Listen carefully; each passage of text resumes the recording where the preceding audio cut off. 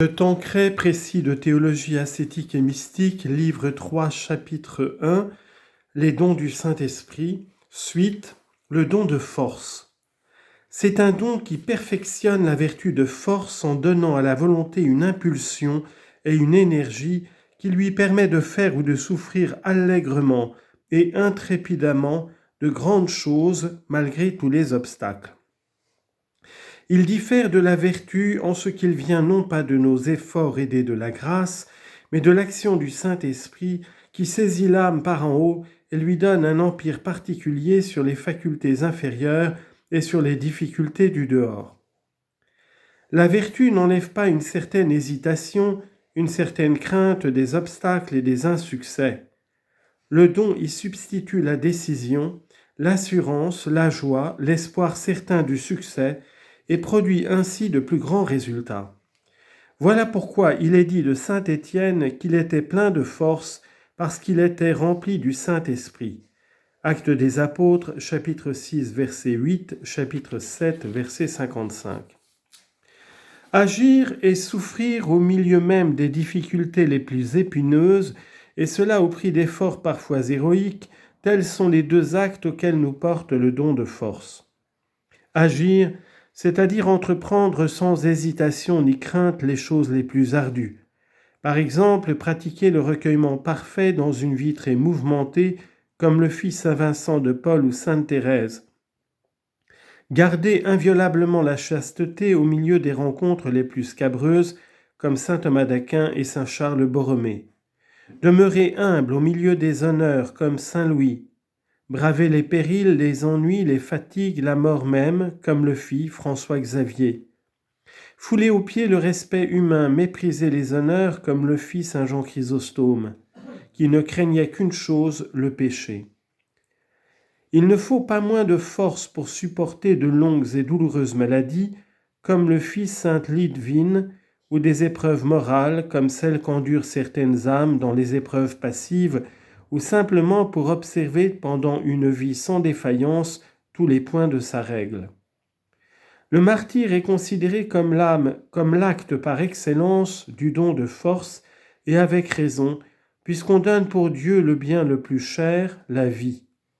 Mais verser son sang goutte à goutte en se dépensant complètement pour les âmes, comme le font après saint Paul tant d'humbles prêtres et tant de pieux laïcs, est un martyre à la portée de tous, et qui n'est guère moins méritoire.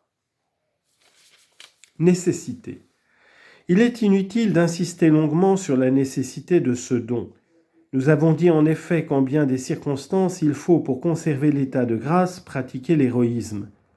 Or, c'est précisément le don de force qui nous permet d'accomplir généreusement ces actes difficiles. Combien plus nécessaire encore est ce don dans certaines professions où l'on est obligé de s'exposer aux maladies et à la mort, par exemple aux médecins, aux soldats, aux prêtres. Moyen de le cultiver. Puisque notre force ne vient pas de nous-mêmes, mais de Dieu, il faut évidemment la chercher en lui en reconnaissant humblement notre impuissance. La Providence se sert en effet des instruments les plus faibles, pourvu qu'ils aient conscience de leur faiblesse, et s'appuie sur celui qui seul peut les fortifier.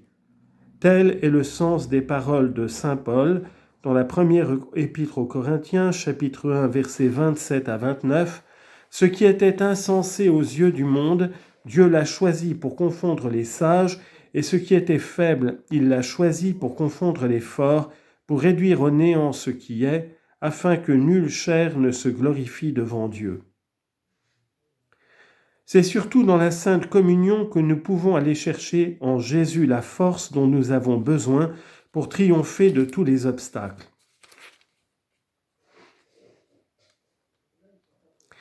Saint Jean Chrysostome représente les chrétiens au sortir de la Sainte Table, forts comme des lions, parce qu'ils participent de la force même du Christ.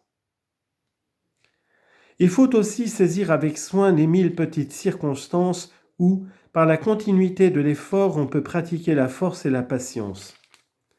C'est ce que font ceux qui se soumettent joyeusement à une règle depuis le matin jusqu'au soir, qui s'efforcent d'être attentifs à leurs prières et recueillis tout le long du jour, qui gardent le silence alors qu'ils ont envie de causer, qui évitent de regarder les objets qui excitent leur curiosité, qui souffrent sans se plaindre les intempéries des saisons, qui se montrent aimables à l'égard de ceux qui leur sont naturellement antipathiques, reçoivent avec patience et humilité les reproches qu'on leur fait, s'accommodent au goût, au désir et au tempérament des autres, supportent sans s'irriter la contradiction, en un mot, s'appliquent à triompher de leurs petites passions et à se vaincre eux-mêmes.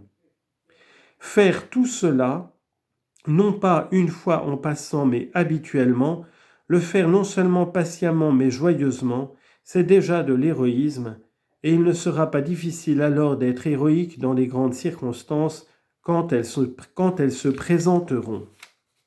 On lit en note. C'est la leçon que la divine sagesse donna un jour au bienheureux Henri Souzeau.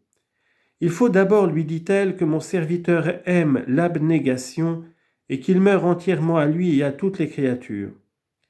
Ce degré de perfection est bien rare, mais celui qui y est arrivé s'élève rapidement à Dieu.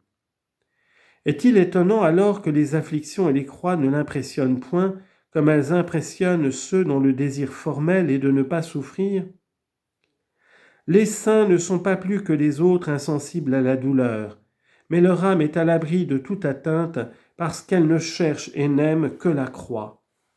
Leur corps souffre, mais leur âme s'enivre de Dieu et savoure dans l'extase un bonheur ineffable. Fin de note, ou plutôt, la note continue encore. L'amour qui les anime fait qu'ils ne peuvent plus prendre la douleur pour une douleur, l'affliction pour une affliction. Ils ne connaissent en Dieu qu'une paix profonde et inaltérable. Fin de note. Nous aurons donc avec nous la force même du Saint-Esprit.